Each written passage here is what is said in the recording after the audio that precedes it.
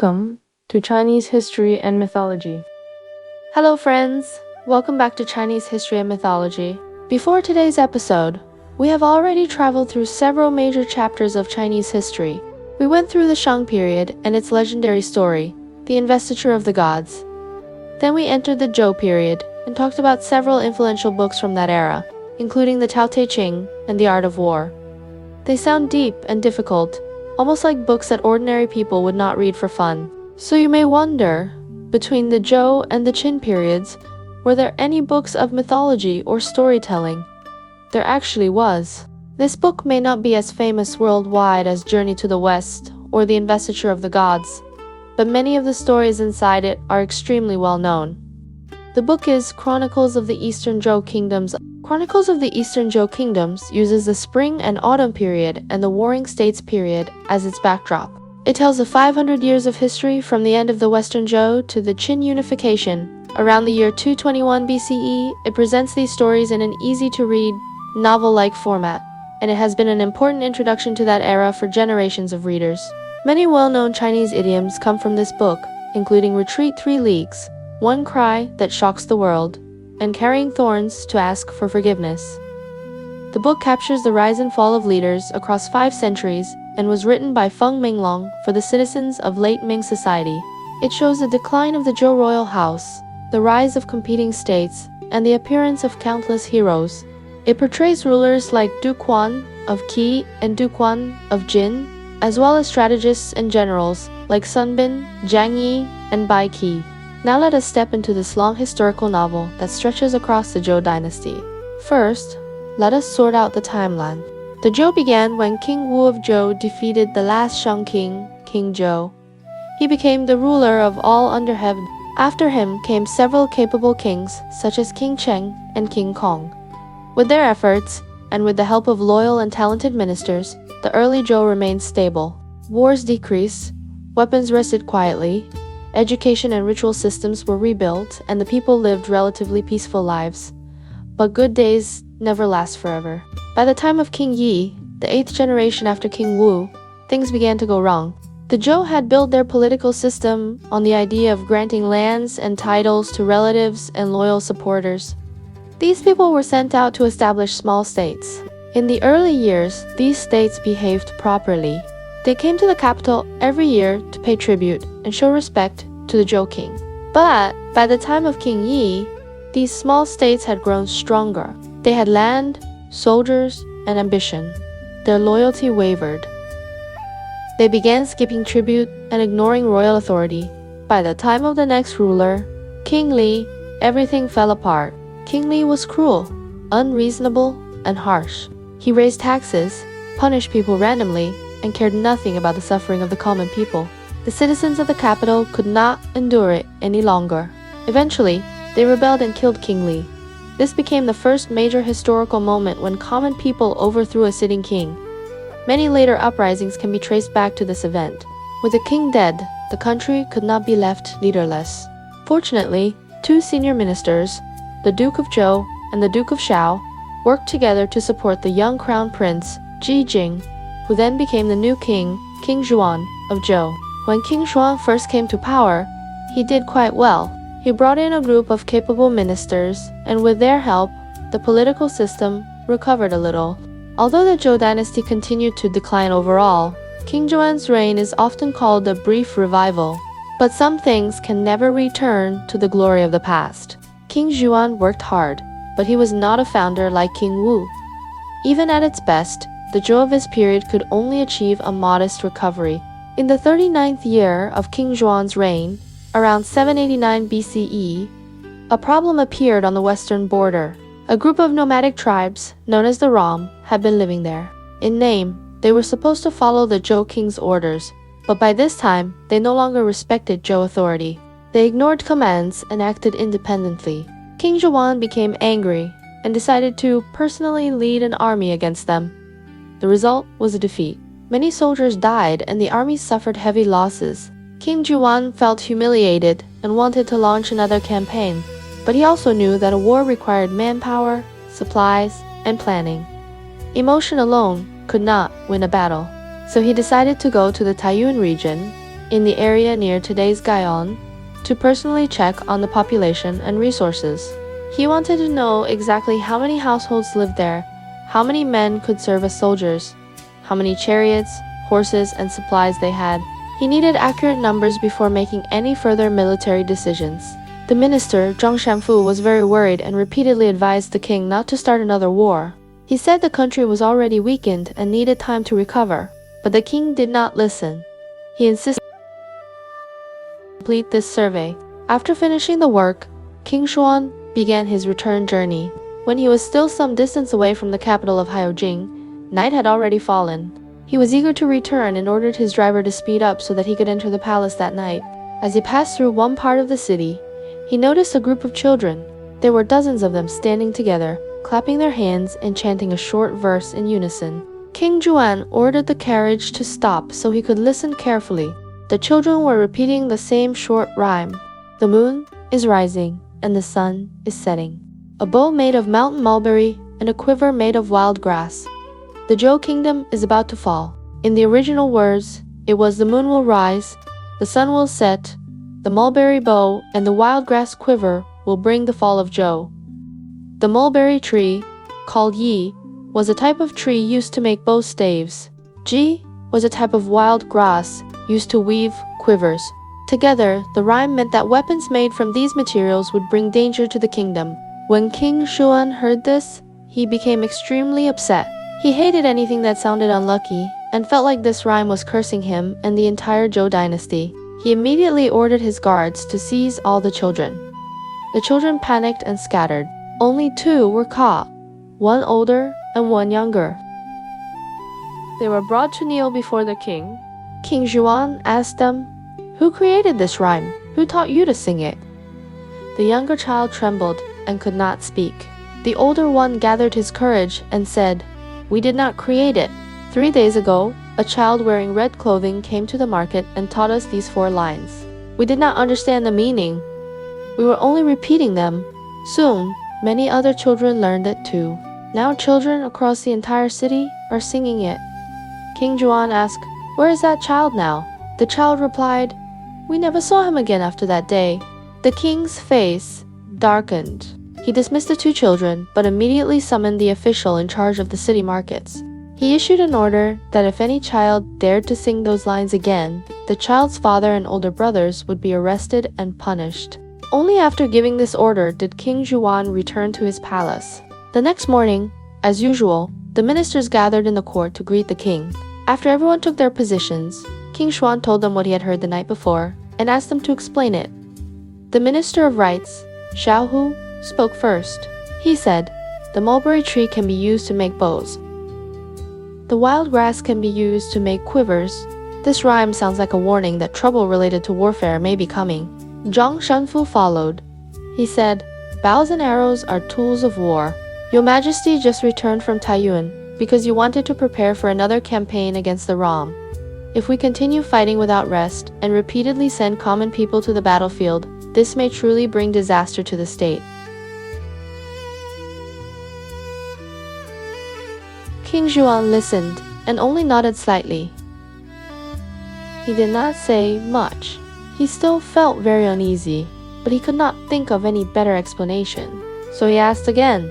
This rhyme came from a child in red clothes. Who is this child, and where did he come from? The grand historian Boyanfu replied, "Street gossip without a clear source is what we usually call a rumor. When the spirits in heaven want to warn a ruler, sometimes they move the stars. Sometimes they make strange events happen. The planet Mars belongs to the element of fire, and its color is red. If Mars wants to remind your Majesty of danger, it might appear in the form of a child in red clothing. That child would create a rhyme and teach it to other children. This is what we call a children's rhyme. It sounds like a game, but it is actually heaven using the mouths of children to hint at great events in the future. On a small level, it may point to the fate of one person. On a bigger level, it may concern the rise or fall of a whole state." King Juan thought for a moment and asked, "What if I choose a safer path right now? For example, I could pardon the wrong people, stop planning to raise troops in Taiyuan, burn all the bows and arrows in the armory, in order that no one in the kingdom is allowed to make or sell bows or crossbows. Would that allow us to escape this disaster? Bo Yangfu shook his head and said, I have been watching the movements of the stars recently, and I see some bad signs. These signs point to the royal palace, not to the battlefield outside. In other words, this disaster is not mainly about bows and arrows. It seems to be connected to the women in the palace. He went on to explain, the rhyme says that the moon will rise and the sun will set. The sun represents a king on the throne. The moon represents women. When the sun goes down and the moon rises, it means that yin becomes strong and yang becomes weak. This is a warning that women may later interfere in state affairs and cause chaos. King Zhuan felt unhappy when he heard this. He said, right now, I rely completely on my queen, Lady Jiang, to manage the inner palace. She is very virtuous. The concubines she chooses for me are also carefully selected. I trust the palace completely. How could disaster from women suddenly appear from nowhere? Bo Yangfu replied, the rhyme says will, which means this is a trend that has not yet happened. It is not talking only about this year or next year. It is an early warning for a longer period. If from this moment on, your majesty works hard to cultivate virtue, cares for the people, and governs well, this disaster may be eased. Bad fortune can be turned into good fortune. As for burning bows and arrows, there is no need. King Zhuan listened and nodded on the surface, but he was still half convinced and half doubtful inside. He ended the discussion and returned to the palace in low spirits. At that time, Queen Jiang heard that he had come back and went to see him in the inner palace. After the king sat down, he told her everything that had happened at court that morning. He repeated what Bo Yangfu had said about the children's rhyme, word for word. After she listened, the queen said, something very strange happened in the palace today. I was planning to wait until you were in a better mood to tell you, but it seems better to say it now. When King Zhuan heard the words something strange, he became alert at once and asked quickly, what happened? The queen said, there is an old maid in the palace who has been here since the time of the previous king. She is over 50 years old now and has served here since the last reign. The strange thing is that she has been pregnant since the time of the former king. That has been more than 40 years. Last night, she suddenly gave birth to a baby girl. King Zhuan was shocked when he heard this. He asked at once, where is the baby now? The queen said, I felt that this child was too strange. She did not look like a normal baby at all. I believed she must be a bad omen. I had her wrapped in a straw mat and thrown into the Clearwater River 20 li outside the city. Although the king felt the whole story sounded unbelievable, he still wanted to understand clearly what had happened. He ordered the old maid to be brought before him and asked her how it started. How did you become pregnant back then, when the former king was still alive? How were you locked away? The old maid knelt on the ground and told the story from the beginning. She said, when I was little, I heard the elders talk about something that happened at the end of the Shah dynasty, under the last king Ji. They said that in the land of boat of spirits appeared and turned into 2 flood dragons. They came down into the palace courtyard. The 2 dragons opened their mouths and spoke, saying they were the rulers of the state of Bao. King Ji was terrified and wanted to kill them. He asked the grand historian if they could be killed. The historian cast a divination and said killing them would be unlucky. King Ji then asked if they could be driven away. The historian cast again and said that would also be unlucky. In the end, he suggested that since these were spirits, it was probably a sign of blessing. They should collect the saliva that flowed from the dragons' mouths and treat it as a precious object. This might bring fortune. King Ji had another divination cast, and the result showed great good fortune. So they built an altar in front of the dragons, offered coins and gifts, and then used a golden plate to collect the dragon saliva. After they collected it, they put it in a red lacquered box and locked it away in the inner treasury. Many years passed. The Shah dynasty fell and the Shang dynasty rose. From the first Shang king, Temps, to the last king, Zhou, more than 20 rulers passed over about 600 years. Then the Zhou dynasty began, and nearly 300 years have passed. That box of dragon saliva stayed in the treasury the whole time? No one ever opened it. The old maid continued. In the last years of the previous king's reign, a strange light suddenly shone out from that red box in the treasury. The official in charge of the storeroom was frightened and did not dare to open it on his own, so he reported it to the king. The previous king asked what was inside. The official took out the records and saw that it was the dragon's saliva collected in the time of King Ji of Sha. The previous king became curious and ordered that the box be opened. A minister opened the box and brought the golden plate forward. The king reached out to take it, but it slipped from his hands and fell to the ground. The dragon's saliva spilled all over the courtyard. Suddenly, it turned into a small creature called a yuan fish and started running back and forth in the courtyard. The palace servants chased it into the inner palace, and then it disappeared. The old maid sighed and said, "At that time, I was only 12 years old. One day, I was walking in the courtyard, and my foot stepped exactly where that yuan fish had passed. I suddenly felt something different in my body. After a while, my belly slowly grew larger, as if I were pregnant. When the former king heard about it, he was very angry. He felt that I had become pregnant without a husband and treated me as guilty. He locked me in a dark room and did not let me see anyone. I was kept there for 40 years. Last night, my belly hurt badly, and I gave birth to a baby girl. The guards did not dare hide this, so they reported it to the queen. The queen said this child was a monster and could not stay in the palace. She ordered people to wrap the baby in straw and throw her into the river outside the city. I know I have committed a great offense. I also know that this is probably the retribution for what happened back then." King Zhuan listened with mixed feelings. He said to the old maid, "Most of what happened belongs to the time of the former king. The responsibility is not fully yours. You may leave for now." After she withdrew, the king sent an attendant at once to check the Clearwater River. Soon the attendant returned and reported, "The baby was carried away by the current. We cannot find her." King Zhuan still felt uneasy, but he had no way to change what had happened. He could only treat the matter as finished and try to calm his mind. The next morning at court, King Zhuan again summoned Bo Yanfu and told him everything about the dragon, saliva, the yuan fish, the old maid's pregnancy, the birth of the baby girl, and how she had been thrown into the river. He then said, "That baby should have drowned by now. Please cast another divination for me and see if this evil influence has truly been removed." Bo Yanfu cast a divination, wrote down a verse, and presented it to the king. The meaning of the verse was roughly this: "There is crying and there is laughing. There is laughing and there is crying. The sheep is eaten by ghosts. The horse is chased by dogs. Be very careful. The mulberry bow and the wild grass quiver. These matters are not yet over." King Zhuan read it and did not really understand. He asked, "What does this mean?"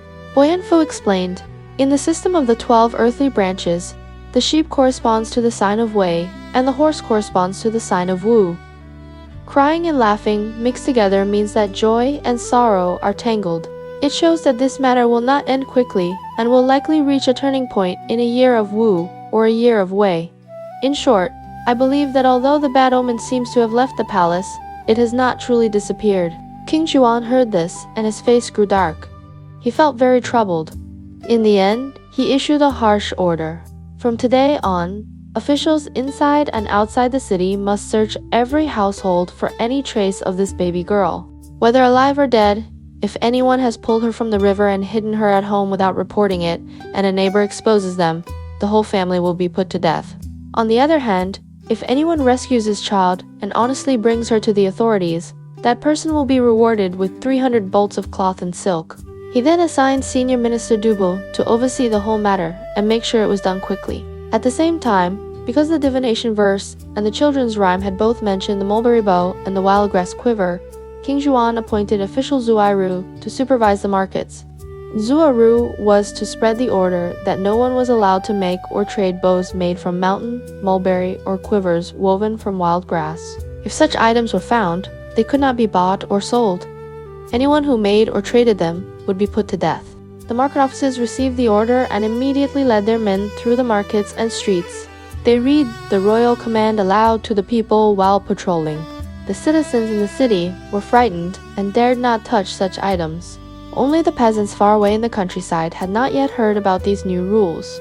On the second day of patrol, a farming couple came to the city from a distant village.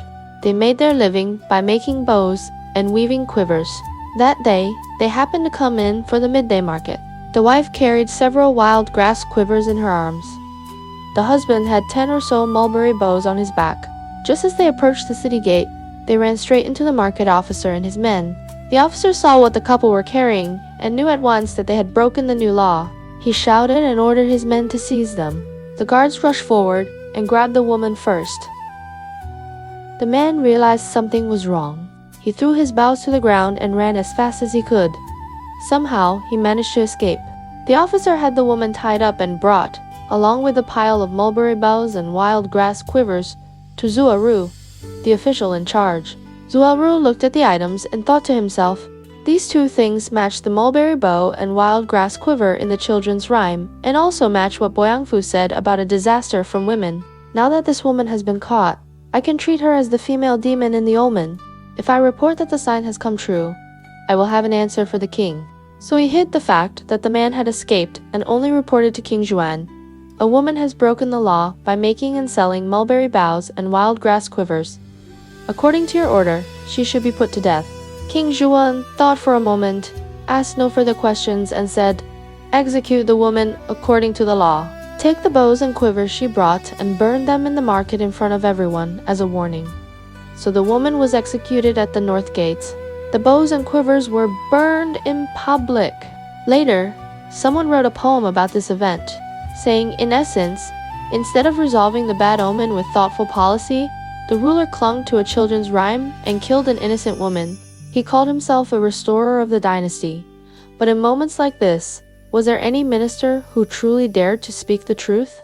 Now, let us return to the man who made the bows. After he escaped, he ran as far as he could, his heart full of fear and confusion.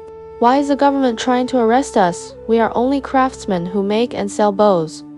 What crime have we committed? He kept walking and thinking. He ran until he was about 10 li away and hid in a lonely place in the countryside for the night. The next morning, he heard someone passing by mention the news from the city. They said that yesterday, a woman had been executed at the north gate for breaking the king's order by selling mulberry bows and wild grass quivers. Only then did the man understand that his wife had been killed. He walked to a deserted spot and cried quietly for a while. Tears fell from his eyes. When he had finished crying, he thought, things are already like this. No one can bring her back. At least, I still have my life. I have to keep living. So he wiped away his tears, quickened his pace, and went on his way. He walked about 10 li and reached a clear water river. From a distance, he saw a flock of birds circling low over the water, crying as they flew. It looked strange, so he went closer to see what was happening. He saw something wrapped in a straw mat floating on the river. The birds were using their beaks to tug at the mat and slowly drag it toward the shore. The man hurried over, drove the birds away, pulled the straw mat out of the water, and laid it gently on the grass by the riverbank. He carefully untied the mat. As soon as he opened it, he heard the cry of a baby. Inside was a baby girl. The man was shocked. Then another thought quickly rose in his mind. He said to himself, I do not know who threw this baby into the river. She has been soaking in the water for so long, and she is still alive. So many birds tried their best to pull her to shore. This must mean her life is not meant to end. Maybe she will be someone with great fortune or great power in the future. If I take her home and raise her, and she really becomes important one day, perhaps she will remember me and take care of her foster father. The more he thought about it, the more possible it seemed. So he took off his outer garment, wrapped the baby girl in it, held her in his arms, and walked while thinking about where he could hide from trouble. In the end, he decided to go to the city of Bo and seek help from an old friend there. Later, someone wrote a poem about this event. The idea of the poem was this. This child stayed in the old maid's womb for 40 years and was finally born. Then she floated in the river for several days and did not die. Birds even rescued her and pulled her to shore. A child like this cannot be ordinary. In the end, she will grow into a demon who brings disaster to the state. When heaven wants something to happen, human laws cannot stop it. Now let us go back to King Zhuan. After he ordered the execution of the woman who sold bows and quivers, he felt that the words mulberry bow and wild grass quiver in the children's rhyme had already come true. He believed the matter was settled for the moment. His mind slowly relaxed. He stopped talking about raising troops in Taiyuan. For the next few years, no big trouble seemed to appear, and he pushed the matter of the rhyme to the back of his mind. Time passed again. In the 43rd year of King Zhuan's reign, it was time for a grand sacrificial ceremony to honor the ancestors and the gods of heaven.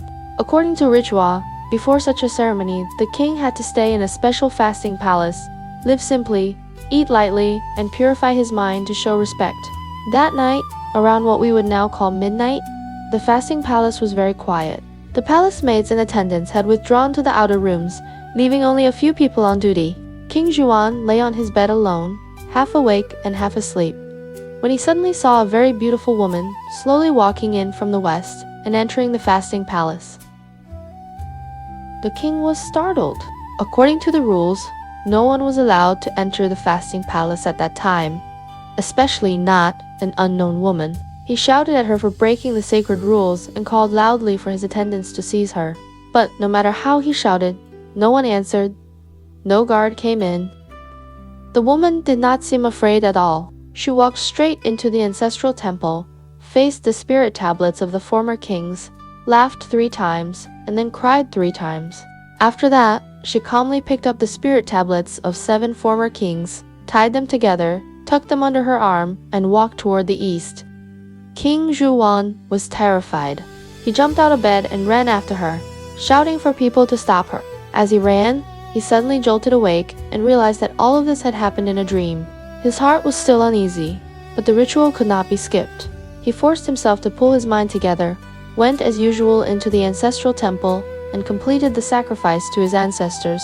As soon as the ceremony ended, he withdrew to the fasting palace, changed clothes, and quietly summoned Bo Yangfu, the grand historian. He described the dream in full detail. After hearing it, Bo Yangfu looked serious. He said, "Do you still remember the children's rhyme from 3 years ago? I said at the time that it was mainly warning of a disaster caused by women and that the evil influence had not been completely removed. In the divination verse I also wrote about crying and laughing and crying. Now you have dreamed of a woman in the ancestral temple laughing and crying in front of the spirit tablets of the former kings and then tying together the tablets of 7 kings and carrying them away. All of this matches what we saw earlier." King Zhuan frowned and said, "But 3 years ago I already executed the woman who sold bows and quivers. Was that not enough to cancel the omen of the mulberry bow and the wild grass quiver?" Bo Yanfu said, "The way of heaven is very complex. It is not something that changes just because we kill one person or burn a few objects. The woman you killed was only a commoner from the countryside. At most, she broke the royal order. Her actions had nothing to do with the fate of the state as a whole. How could killing her be enough to dissolve a prophecy that concerns the entire dynasty?" King Zhuan felt even more disturbed. He ended the conversation and returned to the palace. Earlier, he had ordered Senior Minister Dubo to oversee the search for any person who had pulled the baby girl from the river. Since then, he had never received any report about the child. As he thought of this, he suddenly realized that the matter had gone quiet. He summoned Dubo to court. After the major sacrifice, he returned to the main hall, received all the ministers as usual, and then asked Dubo, before everyone, "Years ago I ordered you to search for the one who rescued the baby girl from the river. Why have I never received any report from you?" Dubo replied, "At that time, Zuoru had already arrested the woman and she was executed at the city gate. The mulberry boughs and wild grass quivers mentioned in the rhyme were burned. I thought that part of the omen had already come true, so I did not continue searching for the baby. Therefore, I did not report again." King Xuan became furious. He said, "I clearly ordered you to investigate the fate of that baby girl in full. You decided on your own that the matter was finished and simply stopped the search without explaining it to me. That means you treated my command like a game and followed only your own ideas." He was enraged and shouted, "Guards, drag Dubo out and behead him as an example." All the ministers were terrified and did not dare to speak. At that moment, one man stepped out from the ranks of the civil officials, grabbed hold of Dubo and knelt on the ground to shield him from the king's punishment. This was Zuoru, the same official who had been in charge of enforcing the ban on bows and quivers. Zuoru knelt and said, "I have heard that when Yao was the son of heaven, there was a great flood that lasted 9 years, yet it did not stop him from ruling all under heaven. When King Tang of Shang was on the throne, there was a drought that lasted 7 years, yet it did not stop him from founding the Shang dynasty. Changes in the heavens and even natural disasters do not necessarily mean that a ruler is unfit. Now these omens and children's rhymes may or may not have a decisive effect on the fate of our state. It is still hard to say. If you kill Dubo over such a matter, I fear that the people will talk and say that you are a ruler who acts based on rumors. The tribes beyond our borders will also look down on us. Please think carefully and show mercy to Dubo. King Juan said coldly, "Are you opposing my command, a minister who dares to seize a man in front of me? Where does that put me as king?" Zuoru raised his head and said, "If the king is right and a friend is wrong, I should of course follow the will of the Son of Heaven and stand with the king. If the friend is right and the king is wrong, then I must stand with my friend and urge the king to correct himself. Dubo has not committed a crime that deserves death. If you insist on killing him, the world will think you are not wise. If I say nothing and allow you to kill an innocent man, the world will think that I am not a loyal colleague. If you are determined to kill Dubo, then please let me die with him." The king became even angrier. He said, "Killing Dubo is as easy as pulling out a blade of grass. Who are you to speak so much?" Then he shouted again, "Drag him out and execute him." The guards did not hesitate. They dragged Dubo outside the palace and beheaded him. Zuoru was pulled aside. When he returned home, he knew there was nothing more he could do. He also felt deep sorrow for failing to save his friend. In the end, he chose to end his own life to show his determination. Later generations praised Zuoru highly. They said he was a man who truly dared to speak the truth and to risk his life for a friend. When a friend was in the right, he defended him with all his strengths.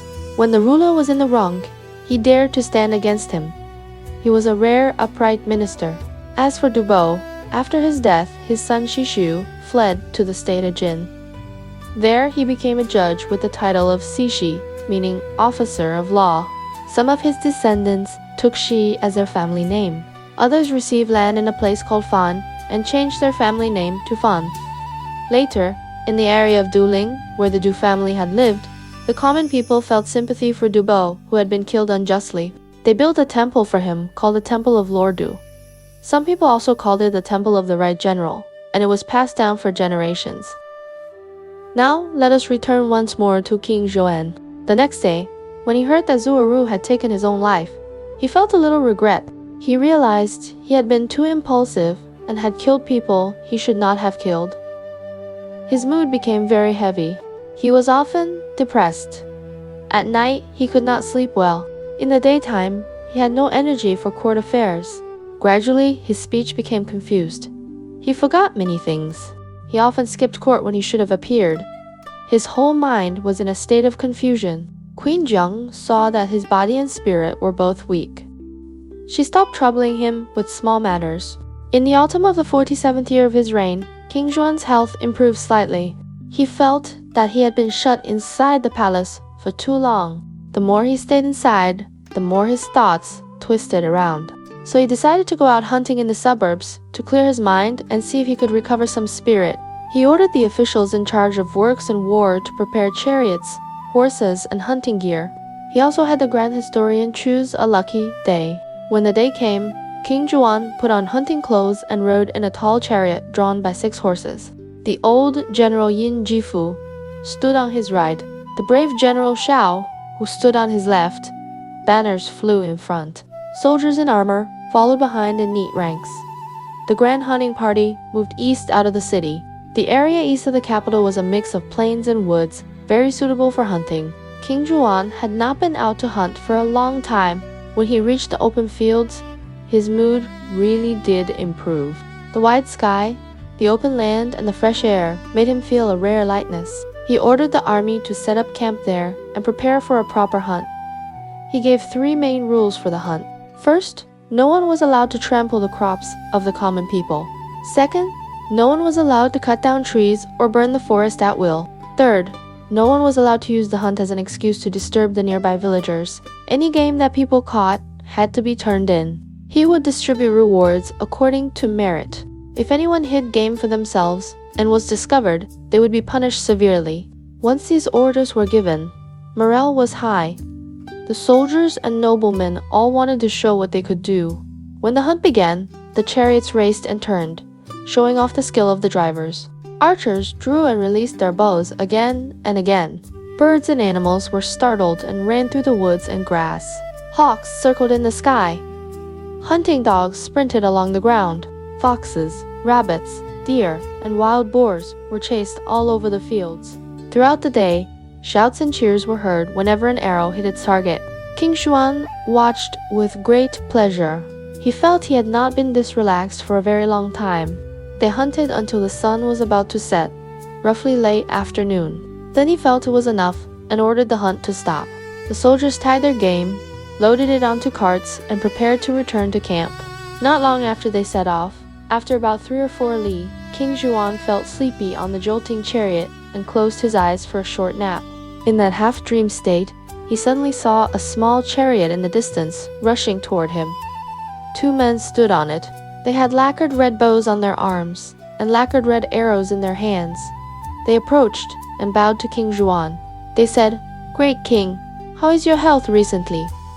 King Shi Huang focused his eyes and saw clearly.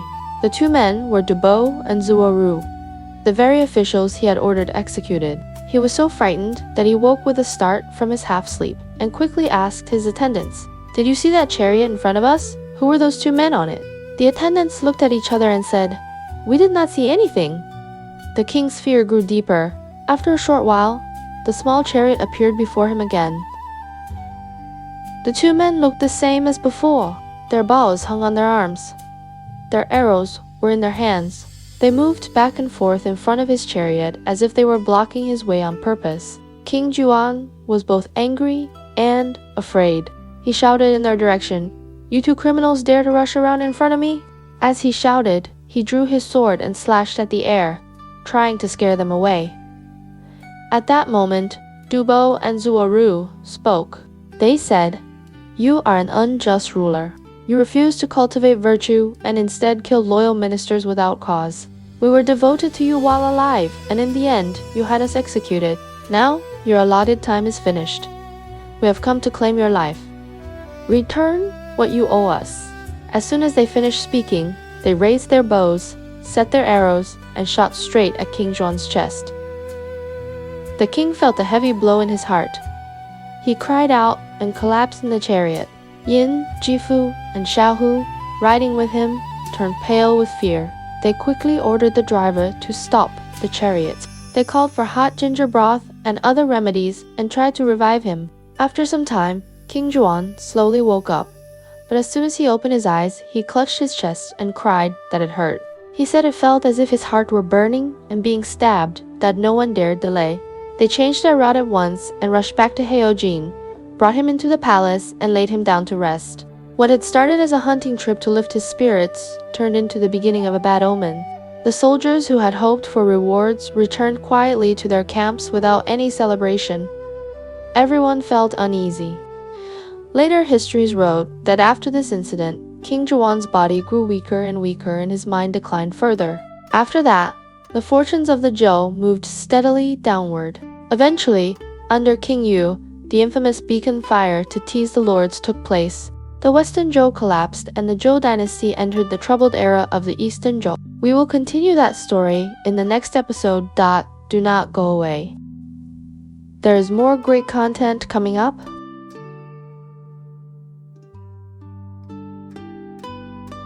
Chinese culture mini lesson. When did ancient Chinese people start eating chili peppers? Today we're talking about another topic that feels down to earth and full of everyday flavor. When did people in ancient China start eating chili peppers? Walk into any hot pot place, Sichuan restaurant, or Hunan restaurant today, and the smell of red chili oil fills the entire room. Chinese people love spicy food, and everyone knows that. But what you may not know is that throughout most of ancient history, people in China ate spicy flavors for thousands of years, but the spiciness they tasted did not come from chili peppers. Let us start with a scene you can imagine clearly. Picture an ancient kitchen. There is a bronze pot or an iron pot on the stove. There are strings of seasonings hanging on the wall. But among all those spices, you would not see bright red chili peppers. What you would see were Sichuan peppercorns, ginger, mustard, a spice called long pepper, and another one called evodia. When ancient people said hot and fragrant, they were usually talking about these. If you look through food records from the Tang, Song, or Yuan periods, and even everything before the Ming period, you will notice a pattern. Almost all the spicy tastes in ancient Chinese cuisine came from Sichuan peppercorns, not from chili peppers. Sichuan peppercorns were the true king of spiciness in ancient China. The numbing part of today's mala hot pot is the ancient tradition. The hot part is the newcomer. So at what point did chili peppers enter China and completely change the Chinese flavor world? Let us take the lightest and most conversational way to walk you through the journey of chili peppers. When ancient people mentioned spicy flavors, chili peppers never appeared in their minds. When they said hot, they meant the numbing taste of Sichuan peppercorns, or the sharpness of ginger or mustard. If you check food texts from the Tangor Song periods, such as Food Classic of Emperor Yang of Sui, or Materia Medica of Food Therapy, almost every record of spicy flavors refers to Sichuan peppercorns, ginger, or imported black pepper. Black pepper arrived from India through the ancient Silk Road. It came to China more than 1,000 years earlier than chili peppers. So if you traveled back in time and asked someone before the Ming period, "Do you eat chili peppers?" they would probably answer, "What pepper are you talking about? Are you asking about Sichuan peppercorns?" Chili peppers entered China surprisingly late, much later than most people expect. According to historical records, chili peppers arrived in China near the end of the Ming period. This means that during the entire Shang, Zhou, Han, Tem, Song, and Yuan periods, no one in China had ever tasted chili peppers. If we compare 5,000 years of Chinese civilization to a long drama series, chili peppers only appear in the final few episodes. Why so late? Because chili peppers come from the Americas. They only entered global food culture after the voyages of Columbus. The first people who ate them were indigenous people in the Americas, not Asians. Chili peppers slowly traveled from the Americas to Europe, then into India, then into Southeast Asia, and finally reached China. How did they get here? Scholars believe they arrived through the maritime Silk Road. The very first Chinese people who saw chili peppers were probably people living along the coast of Zhejiang.na, Sichuan.na, Hunan. Chili peppers arrived in Zhejiang first and spread west and north from there. By the time chili peppers reached Sichuan, it was already quite late. It is funny to think about this. Today, Sichuan feels like the capital of spicy food, but they were not the pioneers. Although Sichuan people love spicy food, chili peppers have only been in Sichuan for about 100 years. Before chili peppers arrived, Sichuan cuisine got its heat mainly from Sichuan peppercorns. The numbing fragrance of peppercorns was already the soul of Sichuan food. So when chili peppers finally joined the flavor game and mixed with the numbing taste, the combination exploded. Sichuan flavors suddenly became unforgettable. People often say that Sichuan people have eaten chili peppers for 200 years, but have eaten numbing peppercorns for 1,000 years. That is not an exaggeration. The funny part is that when chili peppers were first introduced, people did not eat them at all. They treated chili peppers as ornamental plants. Imagine a courtyard in the Ming period, a porcelain pot with bright red chili peppers growing inside. They looked like tiny lanterns. People thought they were beautiful. No one imagined cooking them. So when did chili peppers become food? Some scholars believe that the earliest chili eaters were not people from Zhejiang, but people from Guizhou. Guizhou was isolated during the Ming and Qing periods. Transportation was difficult and supplies were limited. Salt was expensive. To make food taste better, people started using chili peppers to replace part of the salty taste. They slowly got used to the heat and then became dependent on it. If you visit Guizhou today, an old grandmother will proudly tell you, "We eat spicy food as well as Sichuan people do." And there is deep history behind that. By the time of the Qianlong Emperor in the Qing period, chili peppers had already spread to Hunan, Jiangxi, and Sichuan. People living in these places discovered something important. Chili peppers were perfect for cold and damp climates. They could warm the body, make people sweat, and drive away the cold. This is why Hunan, Guizhou, and Sichuan love spicy food so much. Climate is the key. If you compare a map of spicy food regions with a map of sunshine levels in winter, you will see a dramatic pattern. The places that get less sun and have long periods of cold, damp weather are the ones that love spicy food the most. Guizhou, Hunan, and Sichuan all fit this pattern. Their winters are damp and bone-chilling. Chili peppers naturally became the perfect way to stay warm. Sichuan is mountainous and very humid. The air feels wet. In that kind of weather, a bite of chili pepper feels like lighting a small fire inside your stomach. Spiciness is not a stimulation, it is a necessity. Picture a Sichuan winter night. Cold rain outside, hot steam inside. A bubbling red hot pot in the center. One bite of chili and warmth rushes through your whole body. Chili peppers became truly widespread near the end of the Qing period. Today, China is the largest chili producer in the world, responsible for half of the global output. Many of the chili peppers you eat do not even come from Sichuan, but from places like Shandong and Henan. On a national scale, Guizhou has the highest spice index, followed by Hunan and then Hubei. Guangdong is the mildest, with almost no heat. But if you ask which region has the most passionate chili culture, people will still choose Sichuan. Speaking of heat, do you know what the hottest chili pepper in the world is? It is not from China or India, but from the United States. It is called the Carolina Reaper. Its heat level is 100 times that of a normal chili pepper.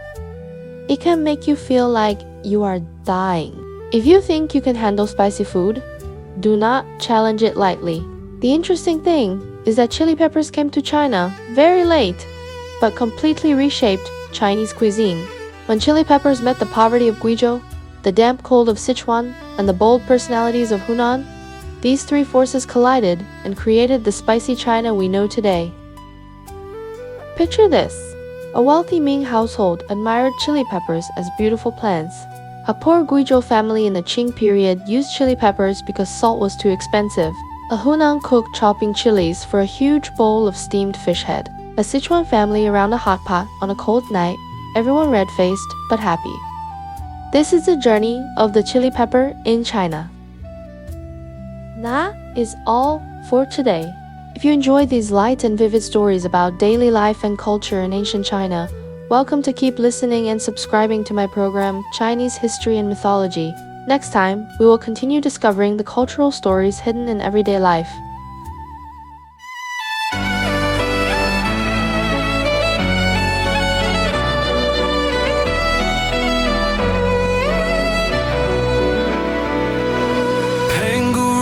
Sky in light, Nua healed the broken heart.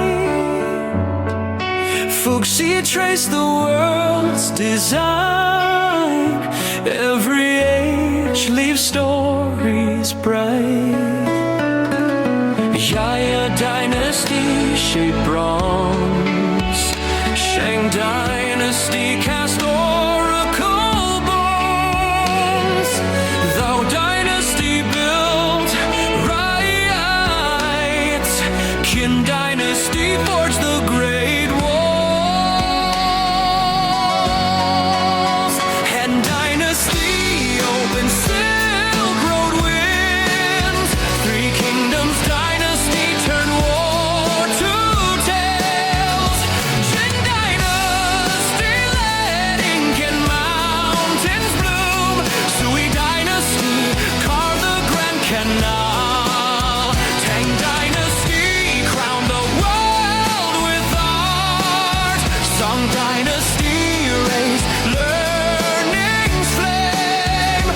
Yun dynasty swept the northern plains. Ming dynasty strengthened walls again. Qing dynasty closed an ancient end.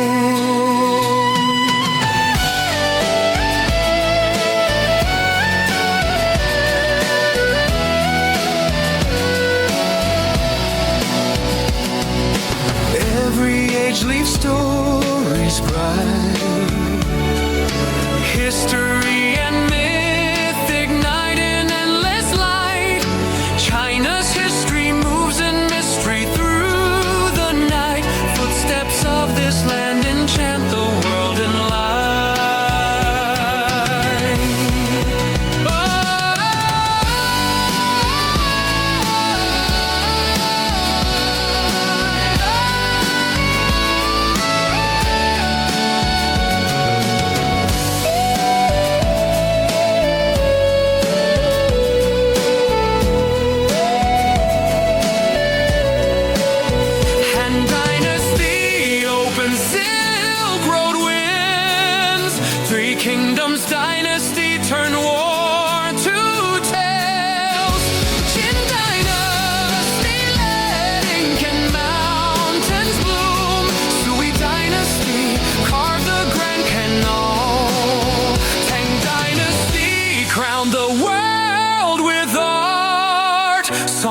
dynasty rays. Learn